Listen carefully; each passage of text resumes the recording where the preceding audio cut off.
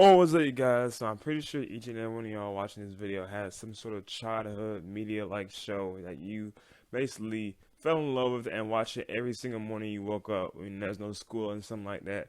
And what I mean by that is, like, of course, people are talking about how Disney, Nickelodeon, and Cartoon Network all carried their childhood and basically, providing them with a form of entertainment. And honestly, me personally, I was more of a, like, for cartoons wise, I was more of a Nickelodeon, Cartoon Network type of guy. I didn't really care for that much Disney cartoons. I did watch some, but it didn't hold like a candle to like Nickelodeon, Cartoon Network. And boy, let me tell you, I was a SpongeBob fiend, like fiend SpongeBob. Like I was so obsessed with SpongeBob, bro.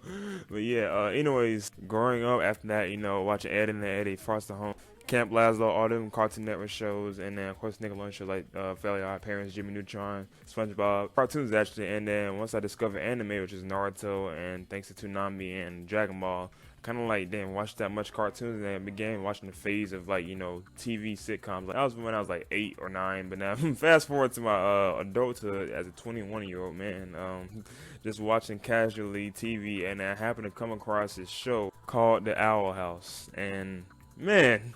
Thank you, Disney Channel. Because when I say, man, I feel like this is their best show, or at least cartoon-wise, in years. And I mean that, I'm talking about like the best cartoon since Gravity Falls, and that was like, I think that ended like 2015 or 16. I mean watching Disney Channel like weekly again to watch what's gonna happen. But I might as well tell you about the plot of the Owl House in case you never heard of it.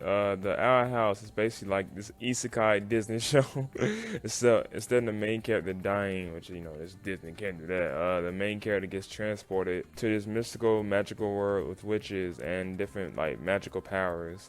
And yeah, so her goal is Luz, the main character name. Her goal is to become a witch in this universe. And if you didn't know, she's already infatuated with, like, the fandoms. Like she reminded me like a genuinely anime fan, like how she like into fan fiction and different stories and make up characters. Yeah, she's that. And now she's like transported into this world where she's accepted for who she is, because back then at home she didn't like not get bullied for it, but like she didn't like fit in with other people like with the same interests. But now she's like accepted into this world. Her goal to become a witch, it comes with the adventures of this mysterious world, and learning new different characters, and just overall this experience the whole new world basically. And now for the characters. Now I feel like honestly all the characters on the show are lovable in a way. They have some good quality trait that I feel like the fandom could love at least one thing about. Besides Luz, which is the main character, I think she's my favorite character in the show, honestly.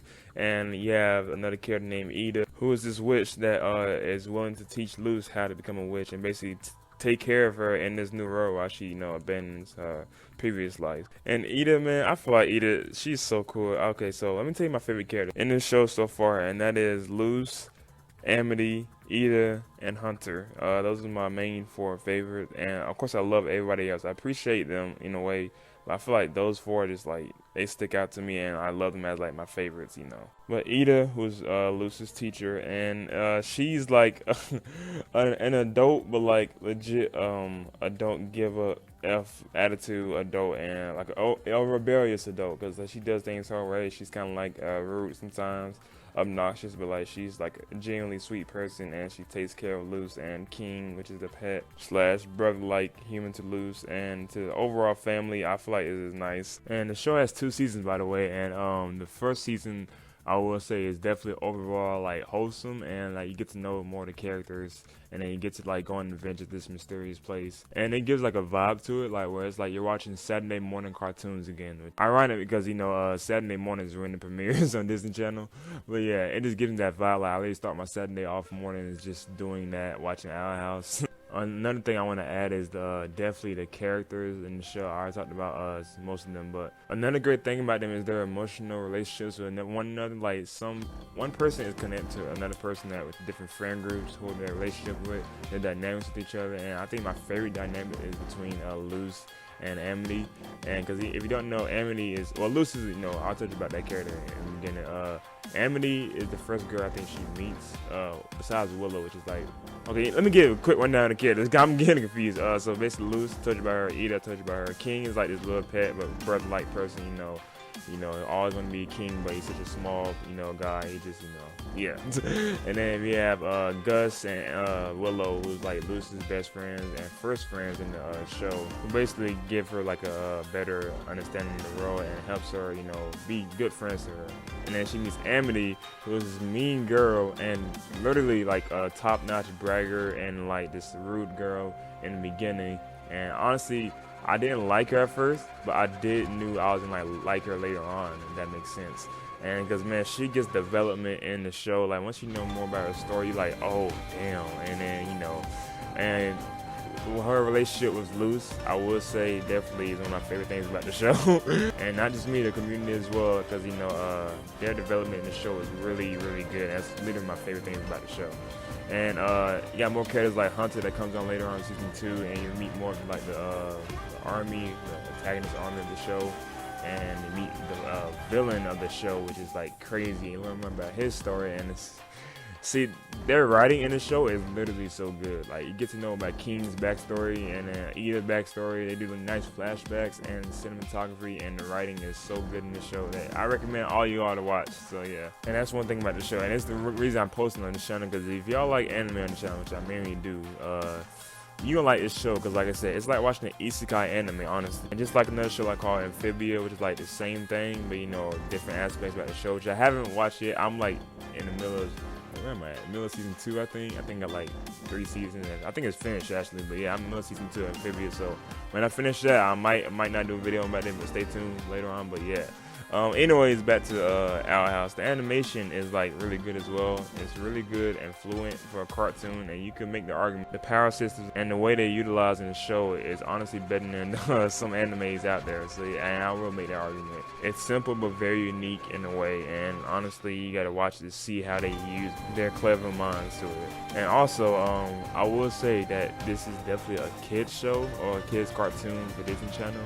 But man, do they have some emotional and dark moments in the show. Like, it's honestly crazy that some of the stuff that I seen in the show that I'm surprised to actually put in there for, like, you know, the demographic. But you could tell that it's like, and that's what like it's not afraid to go that dark, you know, thing, and just showcase how things can go bad in this wholesome show, and that's what I like about it too. And I'm not the only person that thinks this way. If you go on the community on Twitter, oh my god, they feel the exact same way. They talk about how these recent episodes, which I will agree, in season 2 have been an emotional roller coaster, and they are not lying. I was on the verge of like standing and jumping out my chair and just like watching the show like this. Having all kind of emotions, like what's gonna happen next? Is this character gonna be okay? Oh my god, what a plot twist and all that stuff. Just, yeah, we're going through it. And if you don't know about the whole show, Disney, of course, being corporate Disney like always in the recent years, loves to act shows, you know, when it's in the middle of, you know, getting good. But unfortunately, Dana Terrace, which is I think the creator, and I think she worked on Gravity Falls, by the way, if you didn't know. They said that they only have like 3 seasons, and they just finished their 2nd season, and the 3rd season is gonna consist of like 3 like movie-like episodes or like hour-long episodes to like finish off the show. And well, we'll see, because like I said, I'm excited. I'm really excited, because after the recent episodes of season 2, man, oh man, it's so good, honestly. And I feel like people need to see it more, because no one really gives it the attention it deserves. And I think the same thing happened to Amphibia as well, because I guess people fell off of Disney with, you know, the recent years, which is understandable, of course. But you know, it's still, I would recommend y'all give it a watch. Trust me, please. And yeah, so while it's here, before the season 3 comes out, and eventually gonna end after like I think in 3 episodes. Watch it while you can, because like when you're watching it weekly, it's like a whole different feeling, honestly, than binging it. But I still love binging it. That's why I did with season 1 as well. I was a little late to the game, but yeah. Anyways, make sure you watch Owl House. If you like anime, if you like isekai anime, you're gonna love this series. If you like cartoons in general, you're gonna love this series. The writing is nice, the characters are nice, and the story is pretty good too. So yeah, that being said, I love y'all. Catch you next video. Watch Owl House. Oh, whoa, whoa.